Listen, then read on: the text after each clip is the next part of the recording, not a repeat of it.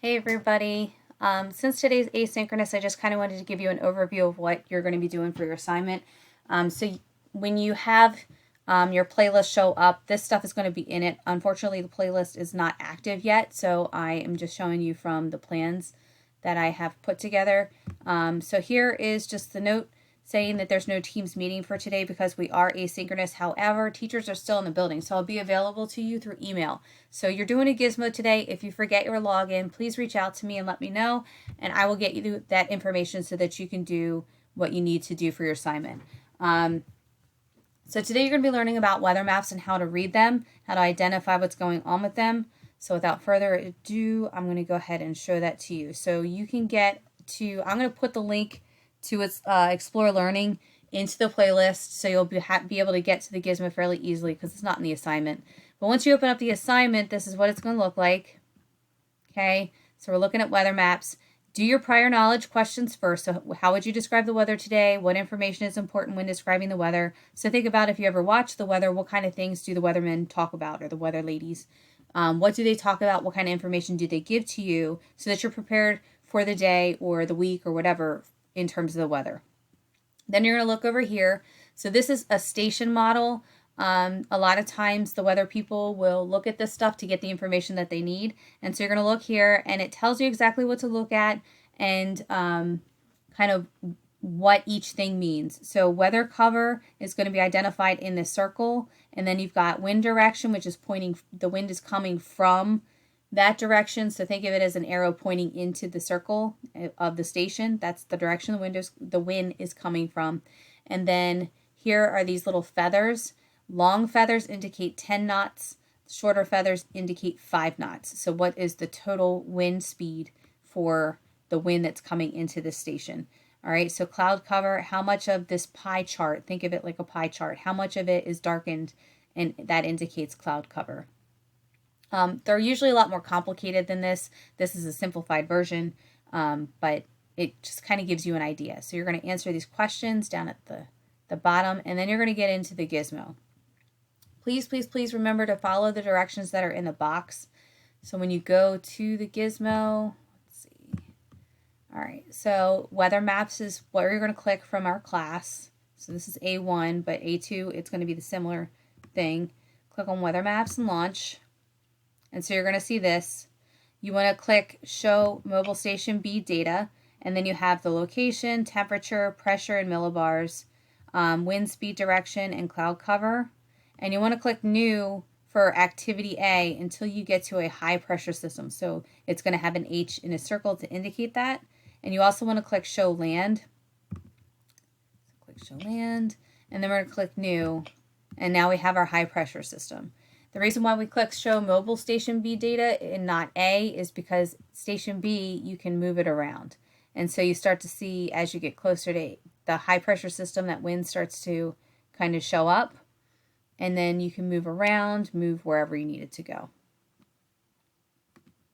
All right, so you're going to pick up Mobile Station B and move it towards the high pressure system. What do you notice, and why do you think this is called a high pressure system? So you're going to be looking over here at pressure and what's happening as you move it closer to the high pressure system and over the high pressure system. Okay, click on the satellite for the image. So when you show satellite data, if there's any cloud cover, it's going to show up and be gray in color. And so then you're going to draw this on this little map that's in your assignment. So you need to show me the location of the high pressure system, arrows showing wind direction, and the approximate wind speed of each arrow. So when you go to draw, you can either do this or you can insert shapes, and you have arrows and circles here that you can use. You are not being graded on artistic ability, so please don't freak out if it's not all that great. It's okay. All right, so for instance, so my high pressure system is right about here. So I'm going to draw an H, put a circle around it. So there's my high pressure system. Again, it's probably not, it's bigger than what it shows on the map, but that's okay. Arrows showing wind direction around it. So you want to do 4 arrows. Try and do north, south, east, and west. That'll probably give you the best indication. So north, I've got my arrow pointing this direction. Okay, and then I'll do another for east, south, and west. But you need to give wind speed at each arrow. So in the north, it's coming from this direction, and it's, remember, long tails or long feathers are 10 knots each. So this is 30 knots. So I'm going to do is draw 30 here, and that'll suffice. Okay, so then you'll do the 3 other locations, draw them on here, and then answer these questions. Is the wind pattern clockwise or counterclockwise? Where are the strongest wind found, etc. So you're going to have to move around the station and try and figure out where the strongest winds are. So where do you get more and more of those feathers, and where are they least? So go closer to the station, farther from the station, and around the station. So what direction? All right. Then you're going to do the same thing with a low pressure system. Again, what do you notice with the pressure as you get closer to the low pressure system? Why do you think it's called a low pressure system?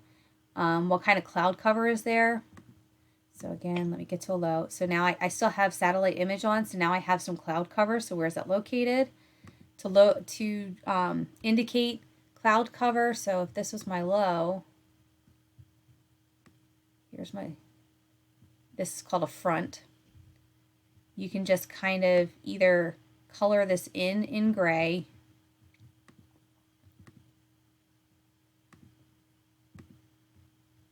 So you can color it in gray, and it doesn't have to be perfect. You can just do whatever. Or you can just draw an arrow and say, like, outline it in the triangle and just say cloud. Or CL for short. That's fine. Again, not graded on artistic ability, just identifying where they are. Okay. What's the wind pattern? Again, you got to identify what direction is the wind coming from. So north, south, east, and west. How fast are they moving? What are the speeds? And then where are the strongest winds found? All right. So then for activity C, you have these different fronts. So if I go back here, you can see these little half moons indicate that this is a warm front. So here's my boundary. They always point in the direction that they are moving. So they're moving from the southwest to the northeast in this direction. I have cloud cover that's just southeast of the front. I have warm air on the left side of the boundary and cool air on the right side. If these were arrows, let me see if I can find some that are. All right, so see how these are arrows pointing, kind of triangles pointing. Now my front is moving to the southeast direction, and I've got cloud cover on the left side of the front boundary, or the northwestern side. It's moving this direction. I have cold air now on the left side of the boundary and warm air on the right. And this is going to be important because you're going to need to indicate which side. Where's the cold air front and where's the cold air mass and where's the warm air mass? So in this instance, my cold air mass would be here and my warm air mass is here. And now, why do clouds form behind the moving cold front? Okay, so I have cold air here. Warm air is going to be forced upwards. And when it forces upwards, it cools and the water vapor in the air condenses. And that's what is forming the clouds. So that's basically the answer here. You can also Google that and look that up too. So you're going to continue on until you get a warm front. So that's what I showed you with those little half moons. And then indicate what's going on in that front. And then summarize what happens. So if a warm front is passing over, you have cold air, and then you're going to experience some warm air. So it's just asking you to summarize and kind of put together what you're seeing here. So you're going to indicate what the temperatures are before and after the front passes. What's the cloud cover going to be before and after the front passes? And then if there's any precipitation. Would you have snow? Would you have rain? And would you have strong winds too? Okay, so what are the winds like? What's the temperature like? Is there any precipitation or cloud cover? All right. So like I said, do the best that you can. Because this is asynchronous, it's a little more difficult for us because I'm not going to be able to answer all your questions. So I'm not going to grade this too strictly.